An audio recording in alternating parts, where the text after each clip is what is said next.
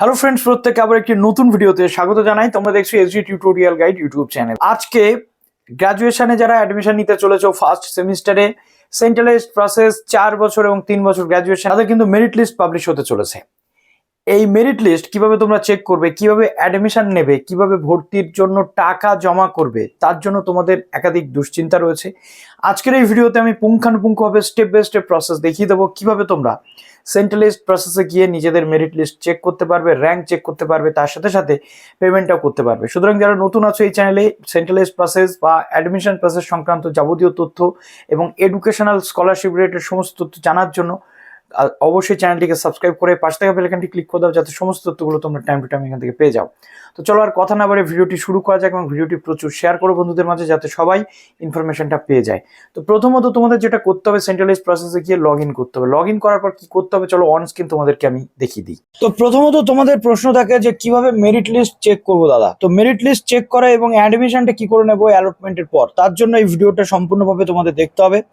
দেখো, প্রথম কথা হচ্ছে ওয়েবসাইটে তোমাদের চলে আসতে হচ্ছে। ওয়েবসাইটে চলে আসার পর এখানে তোমাদের ইমেল আইডি এবং পাসওয়ার্ড দিয়ে কিন্তু লগ ইন করে নিতে হচ্ছে।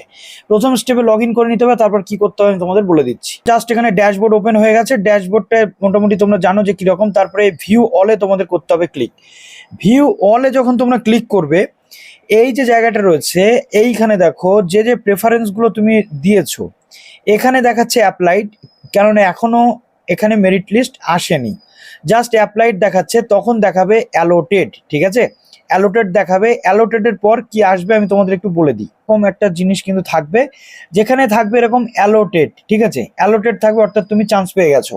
প্রেফারেন্সগুলো পরপর সাজানো থাকবে এবং দেখাবে এখানে তোমার অ্যালোটেড। ঠিক আছে, অ্যালোটেডের পর যে কলেজটাতে তুমি চান্স পেয়েছো, congratulation, you have been professionally selected, বা তোমার মোবাইলে একটা SMS বা ইমেলে কিন্তু একটা মেল যাবে লিঙ্ক সমেত। ঠিক আছে, তারপর দেখো কিসে তুমি চান্স পেয়েছো। এখানে বলা হচ্ছে বাংলাতে তুমি চান্স পেয়েছো। ধরো তুমি বাংলাতে চান্স পেয়ে গেছো, অ্যালোটেড দেখিয়ে দিল, টাকা থেকে শুরু করে সব এখানে দেখিয়ে দিল, এবং এখানে টেক অ্যাডমিশন বলে একটা অপশন কিন্তু তোমরা পেয়ে যাবে।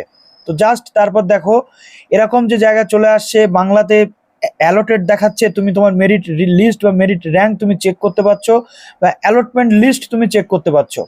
তারপর দেখো টেক অ্যাডমিশন বলে যে অপশনটা আসবে, সেই টেক অ্যাডমিশনে ক্লিক করার পর এখানে তোমার সিট কিন্তু চয়েসের জায়গা থাকবে। সিলেক্ট ইউর সিট, অর্থাৎ তুমি কোন ক্যাটাগরিতে চান্স পেয়েছো, SC ST OBC ক্যাটাগরিতে চান্স পেয়েছো নাকি জেনারেল, সেটা এখান থেকে তোমাকে সিলেক্ট করতে হবে। তারপরে অটো আপগ্রেডেশনের যে ব্যাপারটা, একাধিক ভিডিওতে আমি তোমাদের বলেছি যে অটো আপগ্রেডেশন কি করে করতে হবে। তো সেই অটো আপগ্রেডেশন তুমি এইখান থেকে করতে পারবে। অর্থাৎ ধরো তুমি 4 নম্বর বা 5 নম্বর পেয়েছো, তুমি 1 বা 2 চান্স পেতে চাও, সেক্ষেত্রে এখানে ইয়েস তুমি করে দিচ্ছ। আর যদি তুমি 1 নম্বরেই চান্স পেয়ে যাও, তাহলে অটো আপগ্রেডেশন অপশন তুমি পাবে না। আর 1 নম্বরে ভর্তি হলে তুমি কিন্তু নিচে আবার ডাউনগ্রেড করে আসতে পারবে না। অতএব খুব সাবধান, ভর্তি কিন্তু তুমি যখনই হবে 1 নম্বরেই হবে। আর 1 নম্বরটা যেহেতু তোমার হাইয়েস্ট চয়েস, তাই তোমার সেখান থেকে কোনো নটচড় করার সম্ভাবনা নেই। কিন্তু নিচে চান্স পেলে অটো আপগ্রেডেশনে ইয়েস করে দিলে পরবর্তী জায়গাতে এখানে ভর্তি হয়ে থাকলো, পরবর্তী যখন আপগ্রেডেশনের লিস্ট আসবে 18 তারিখের পর, সেই টাইমে তুমি কি দেখতে পাবে, আপার লেভেলে কোনো কলেজে চান্স পেলে সেটা তুমি দেখতে পাবে, এবং তখন অ্যাডমিশন যদি তুমি নাও, এই অ্যাডমিশনটা তখন অটোমেটিক্যালি ক্যান্সেল হয়ে যাবে। সেখানে তোমাকে আর পেমেন্ট যদি তুমি বেশি করে থাকো, সেই কলেজে নতুন করে পেমেন্ট আর কিন্তু করতে হবে না, যদি তোমার সেই কলেজে টাকাটা কম থাকে। অতএব জাস্ট এখানে চলে আসছো এবং সাবজেক্ট সিলেক্ট করে দিচ্ছ, অটো আপগ্রেডেশনে ইয়েস করে তারপরে করে দিচ্ছ প্রসিড। ঠিক আছে, এই প্রসিডে করছো ক্লিক। প্রসিডে ক্লিক করার পর প্রসিড টু পেমেন্ট, এখানে আই এগ্রিতে ক্লিক করে প্রসিড টু পেমেন্টে করতে হবে তোমাদের ক্লিক।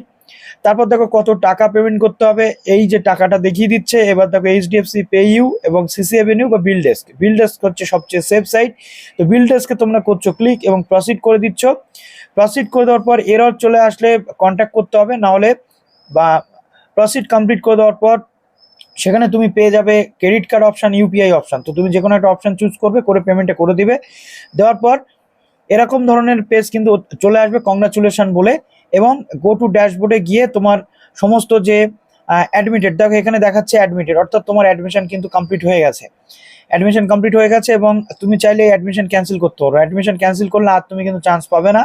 আর এখানে ডাউনলোড প্রভিশনাল অ্যাডমিশন রিসিপ্ট, অর্থাৎ যে অ্যাডমিশনটা তুমি নিয়েছো তার রিসিপ্টটা তোমাকে ডাউনলোড করে নিতে হবে এখান থেকে। ঠিক আছে, তো এটা ডাউনলোড করে নেওয়ার পর তোমার সামনে যে পেজটা আসবে, সেখানে মোটামুটি এরকম যে জায়গায় সেটা থাকবে। আর যদি তুমি সেকেন্ড কলেজে আবার চান্স পাও সেক্ষেত্রে, বা তোমার এখানে দেখো আবার পুনরায় অন্য কলেজে যদি চান্স তুমি নিতে চাও, তাহলে তোমাকে ডিঅ্যালোকেটেড যে জায়গা এটা দেখাবে, অর্থাৎ এটা আপগ্রেডেশন লিস্ট আসার পর। তো সেটা পরবর্তী ক্ষেত্রে তোমাদের আমি দেখিয়ে দেবো। তো এই হচ্ছে অ্যাডমিশন স্লিপ, এরকম একটা অ্যাডমিশন স্লিপ আসবে যেটা তোমাদের কিন্তু রাখতে হবে কাছে।